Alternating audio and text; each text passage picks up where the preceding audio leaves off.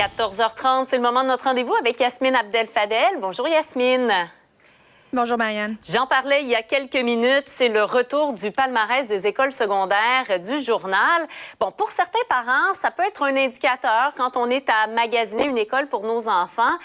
Mais est-ce que ça relance pas également la question de l'écart entre les écoles qui sélectionnent leurs élèves et les autres? Bien, c'est sûr que ça va le relancer parce qu'évidemment, quand on regarde confondues, là, disons toutes les écoles confondues, on se demande, les écoles privées, elles ont des tests pour pouvoir choisir leurs élèves selon des standards de performance. Il y a même des écoles à vocation particulière, notamment des écoles internationales qui aussi se font sous concours, sous examen d'admission. Et moi-même, j'ai fait une école secondaire internationale. Ma fille, particulièrement cette année, elle est en première année d'une école internationale. Ça demande finalement à ce que des élèves performent dans des examens très tôt pour pouvoir y accéder. Toujours est-il que moi, je ne voudrais pas m'attarder sur cette différence parce qu'il va toujours y en avoir une à chaque fois qu'on aura des écoles à vocation particulière, que ce soit en musique, en art, en sport ou, disons, volet plus international, il va y avoir des différences. Mais moi, quand je vois, alors qu'on parle de grève générale illimitée, nos élèves vont revenir chez eux à la maison puis attendre que la grève termine, quand je regarde qu'il y a des écoles publiques qui performent tout aussi bien que les écoles privées, qui sont tout aussi excellentes que des écoles privées, puis on les a là, sous les yeux notamment, bien, je me dis, il y a de l'espoir pour l'école publique au Québec. Il y a de l'espoir pour le système, le réseau public au Québec. On a d'excellentes écoles. Est-ce qu'elles ne performent pas parce que l'écrémage s'est fait, justement, et qu'elles ont les meilleurs élèves qui vont au public? Bien, est-ce que ce sont les meilleurs élèves qui vont au public parce qu'elles sont rares, d'où leur rareté où ils doivent choisir? Et si on généralisait les programmes de ces écoles-là, Marianne?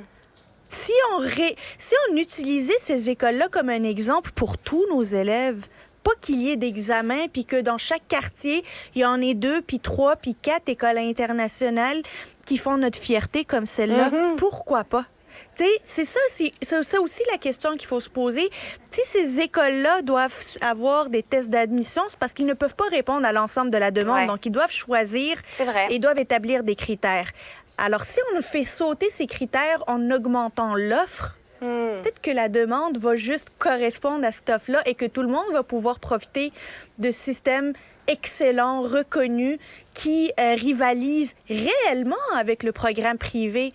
Puis moi, je te dirais, Marianne, quand je regarde l'état actuel des discussions puis des négociations de conventions collectives entre le réseau public puis le gouvernement, puis que je vois la grève qui se pointe à notre nez, c'est la meilleure stratégie de promotion pour l'école privée. Oui, ça devient un argument. C'est la meilleure stratégie de dire que ça va, vous n'allez pas voir d'incertitude, vous allez pouvoir envoyer vos enfants, ils vont jamais être déstabilisés.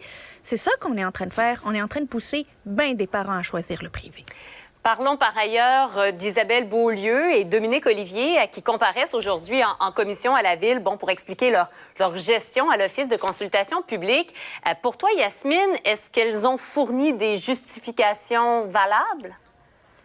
Je suis déçue. Je suis déçue de cette comparution, Marianne, parce que j'ai l'impression qu'on est pris dans une partie de ping-pong entre Mme Olivier et Mme Beaulieu, qui ont déjà été des amis, mais là, maintenant, c'est plus des amis. On comprend que ce sont des ennemis.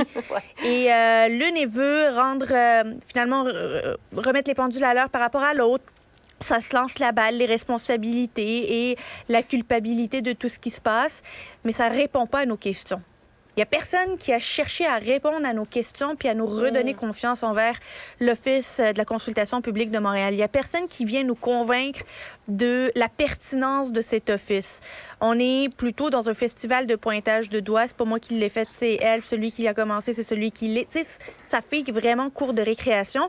Et personnellement, j'en veux un peu aux élus qui sont autour de la table, qui, eux, doivent ramener ces comparutions-là à leur objectif là, élémentaire, celui de faire la lumière sur ce que le bureau d'enquête nous a appris. Et là-dessus, je pense qu'on fait fausse route. Merci, Yasmine. Bonne fin de journée, bonne fin de semaine. Bonne journée. Et voilà qui conclut l'épisode d'aujourd'hui. Merci à toute l'équipe de recherche et de mise en onde. Je vous retrouve très bientôt pour un autre épisode sur Cube.